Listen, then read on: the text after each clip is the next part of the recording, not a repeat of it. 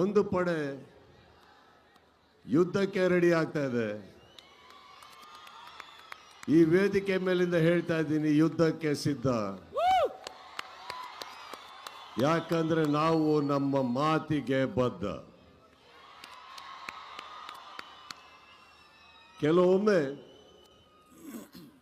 ನನಗನ್ಸುತ್ತೆ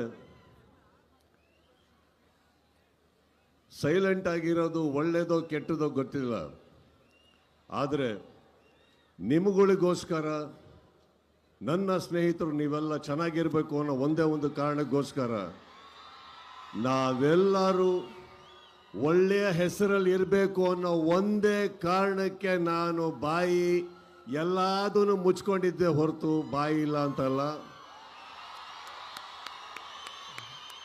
ಬಹಳಷ್ಟು ಕಲ್ಲಿನ ತೋರಾಟ ನನ್ನಿಂದ, ನನ್ನ ಸಹನೆಯಿಂದ ನಿಮ್ಗಳ ಮೇಲೆ ಬೀಳ್ತಾನೆ ಇರುತ್ತೆ. ಅದನ್ನ ತಾವು ತಡ್ಕೊಂಡು ಬರ್ತಾನೆ ಇದ್ದೀರಿ. ಈಗ ಹೇಳ್ತಾ ಇದ್ದೀನಿ, ತಡೆಯೋ ತನಕ ತಡೀರಿ, ಮಾತಾಡೋ ಟೈಮಲ್ಲಿ ಮಾತಾಡಿ. ಚಾನೆಲ್ ಮೀಡಿಯಲ್ಲಿ ಕುತ್ಕೊಂಡು ಮಾತಾಡೋದು, ಹೊರ ಕುತ್ಕೊಂಡು ಮಾತಾಡೋದು ಎಲ್ಲ ಮಾಡ್ತಿದ್ದಾರೆ. ಅದೇ ಜನಗಳು ದರ್ಶನ್ ಅವ್ರು ಇದ್ದಾಗ ಅವ್ರು ಬೆಂಗಳೂರಲ್ಲಿ ಇರ್ತಾರಾ ಇಲ್ವಾ ಅಂತಾನೆ ಗೊತ್ತಾಗಲ್ಲ, ಎಲ್ಲಿ ಮಾಯ ಆಗ್ತಾರೆ ಅಂತಾನೂ ಗೊತ್ತಾಗಲ್ಲ. ತಲೆ ಕೆಡ್ಸ್ಕೋಬಾರ್ದು.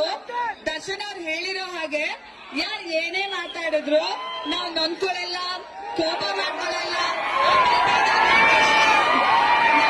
ಇಂಪಾರ್ಟೆಂಟ್ ನಿಮ್ಮ ಪ್ರೀತಿ ಹಾಗೂ ಬೆಂಬಲ ಮಾತ್ರ. ಸೊ ನೀವುಗಳು ಹಾಗೆ ಬೇಜಾರ್ ಮಾಡ್ಕೋಬೇಡಿ, ಕೋಪ ಮಾಡ್ಕೋಬೇಡಿ, ಟೆನ್ಷನ್ ತಗೋಬೇಡಿ.